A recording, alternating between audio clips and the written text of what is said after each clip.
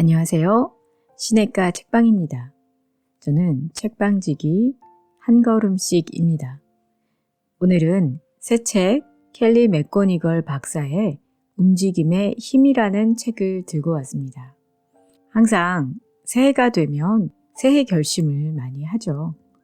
올해에는 꼭 운동을 열심히 하겠다라는 것이 그 중에 하나이기도 한데요. 매년 세우지만 매년 실패하고 마는 그런 항목 중에 하나인 것 같습니다. 그리고 누가복음 2장 52절 말씀에 예수는 지혜와 키가 자라가며 하나님과 사람에게 더욱 사랑스러워 가시더라 라고 말씀하신 것처럼 저희도 각각 영적으로, 지적으로, 사회적으로, 신체적으로 균형 잡히게 성장해야 하는 저희들의 삶인데요. 하지만 돌아보면 균형 잡히지 않은 때가 많은 것이 사실입니다. 그래서 저희가 균형 잡힌 삶을 위해서 신체적으로 성장하고 몸이 더 건강할 수 있도록 운동에 대해서 좀 더 동기부여를 가질 수 있는 책을 가지고 왔습니다. 신체 활동이 주는 이점의 열정이었던 켈리 맥고니걸 박사는요. 2000년부터 피트니스 강사로 춤, 요가, 단체 운동을 가르치며 육체적 운동이 어떻게 현대의 우울증, 불안, 외로움의 전염병들의 강력한 해독제가 될 수 있는지를 연구한 내용이 담겨 있습니다.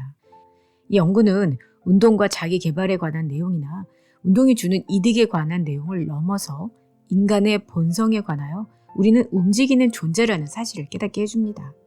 움직임이 주는 즐거움은 움직임과 인간 본성에 대한 러브레터라고 할 수 있습니다. 이 책을 지으신 켈리 맥고니걸 박사는요. 건강심리학자이자 스탠퍼드 대학교 심리학 강사입니다. 왜 나는 항상 결심만 할까? 스트레스와 만성 통증을 완화시키는 알아차림 요가, 스트레스의 힘, 스탠퍼드 성장 수업과 같은 세계적인 베스트셀러를 써낸 유명 작가이기도 합니다. 보스턴 대학교에서 심리학과 매스 커뮤니케이션을 전공하고 스탠퍼드 대학에서 심리학 박사 학위를 취득했습니다. 스탠퍼드에서 가장 우수한 교직원에게 수여하는 윌터 고우즈 상을 비롯해서 여러 상을 수상했고 포브스가 선정한 세계에서 가장 영향력 있는 여성 20인의 이름을 올리기도 했습니다. 그녀는 심리학과 신경과학, 의학 분야의 최신 연구 결과를 응용해 개인의 건강과 행복, 성공, 인간관계 개선에 도움이 되는 실천법을 제공하는 과학적 자기개발의 연구자로도 유명합니다. 건강에 관한 심리학을 대중과 공유하는 사명의 일환으로 뉴욕타임스 교육 이니셔티브의 심리학 컨설턴트를 역임하고 퍼블릭 라디오의 과학자, 저자와의 인터뷰를 진행하며 각종 텔레비전 쇼에 출연하는 등 폭넓은 역할을 도맡아 왔습니다. 목차를 보면요.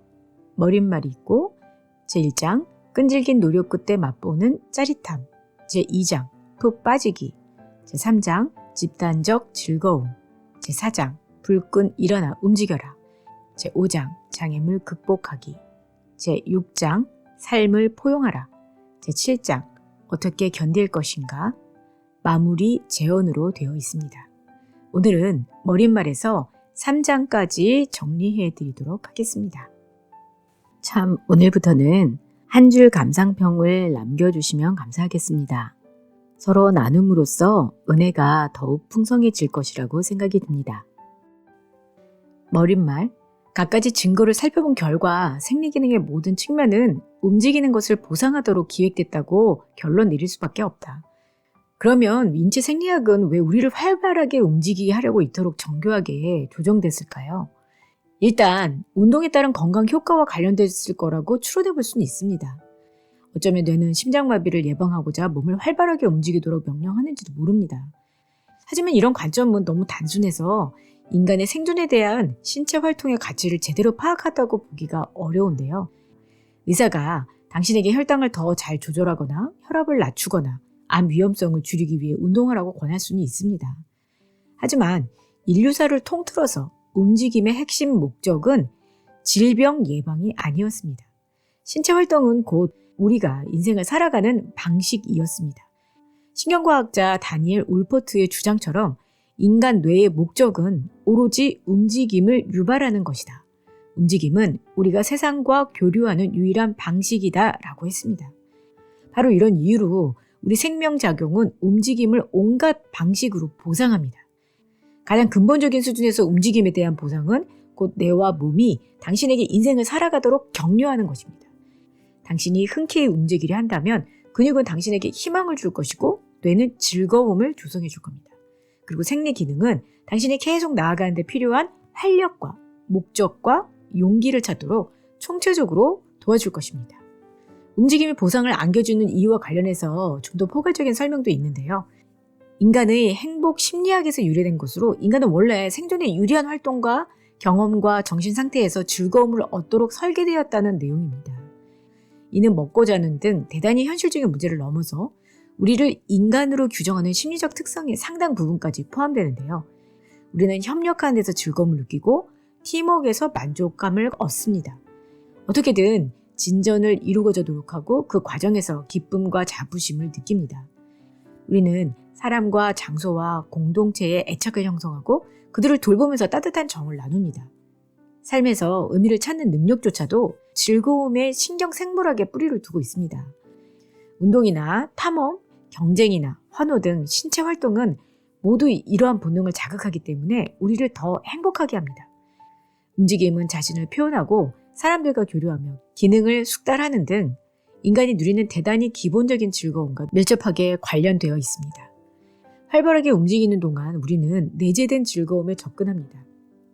음악에 맞춰 똑같이 움직이는 데서 만족감을 얻고 빠르거나 느리게, 강하거나 우아하게 움직이는 데서 전율을 느낍니다. 또한 움직임은 자연과 교감하거나 자기보다 더 큰 존재의 일원이라고 느끼고 싶은 욕구 등 인간의 핵심 니즈를 충족시킬 수 있습니다. 우리가 가장 끌리는 취미 활동은 함께 노력하려는 우리의 본능을 고양시키는 동시에 끝까지 참고 노력하면서 배우고 성장하는 등 각자의 감정을 활용하도록 독특하게 고안된 것 같습니다. 함께 노력할 때 우리의 안에 좋은 점을 드러내고 타인의 좋은 점도 보게 됩니다.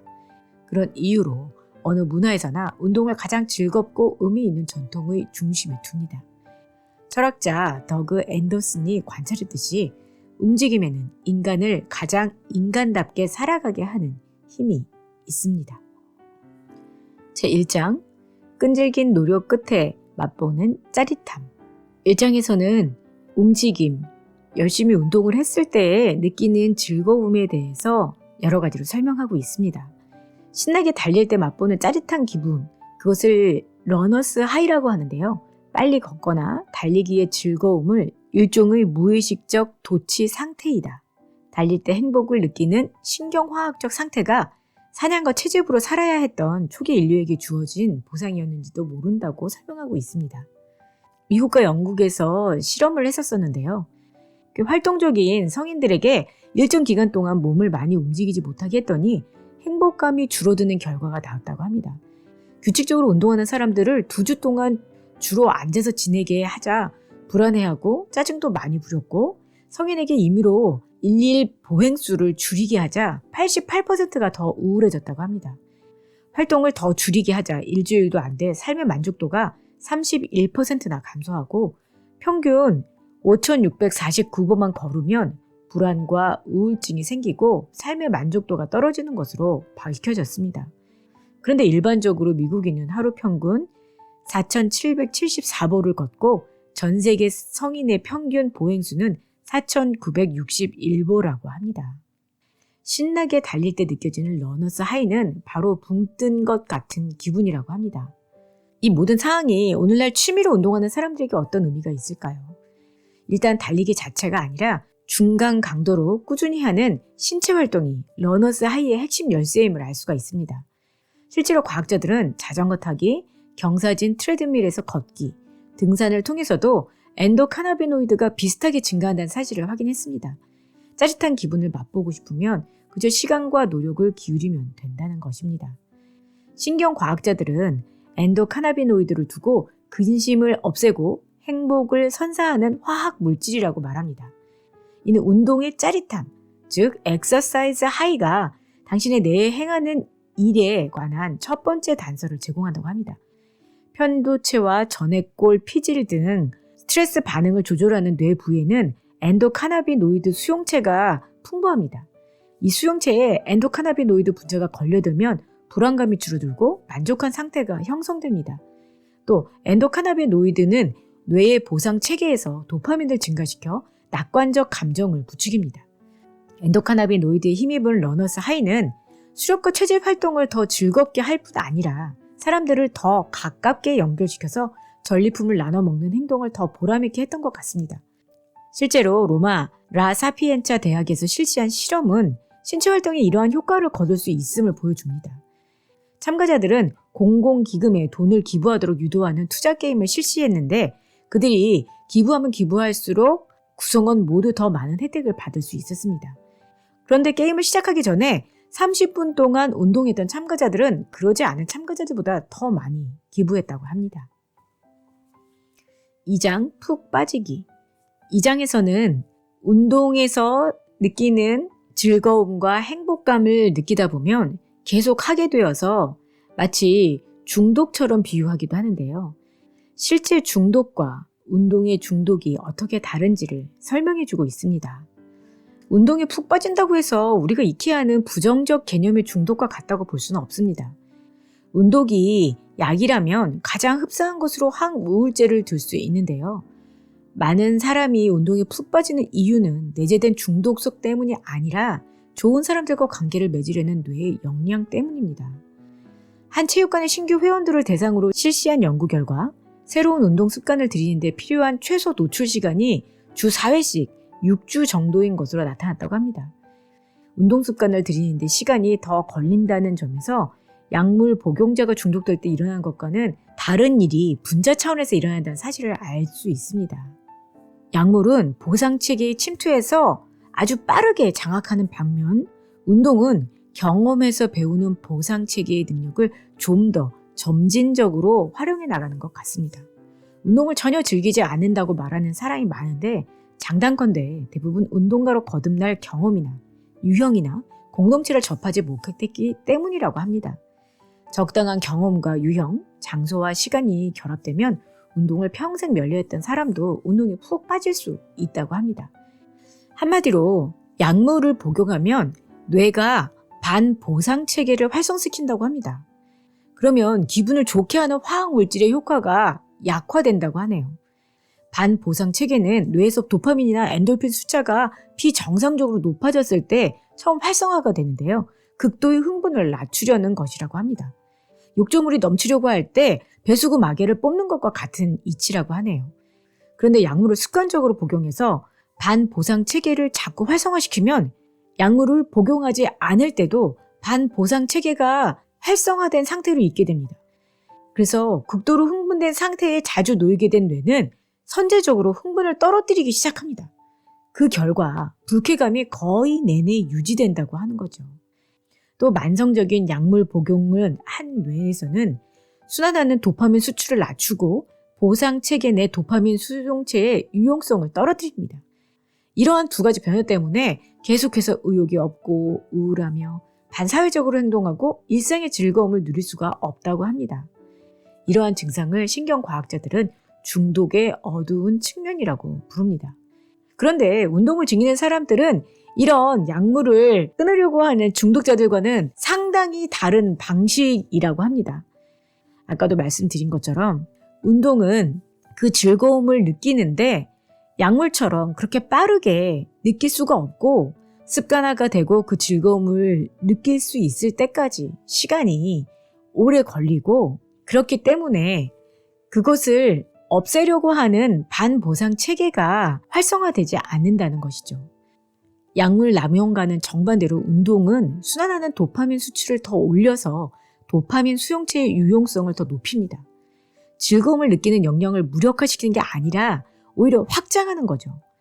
음식이나 사회적 연결, 아름다운 풍광 같은 비마약성 신호에 대한 보상체계의 민감성과 일상의 여러 즐거움은 사람들이 물질 남용에서 벗어나도록 돕는다고 합니다. 이러한 연구를 통해서 학자들은 운동이 뇌에서 반보상체계를 되돌리고 무기력해진 보상체계를 되돌릴 수 있다고 제안하고 있습니다. 이 과정에서 운동은 습관성 약물 남용이 아니라 항우울제 같은 역할을 수행합니다.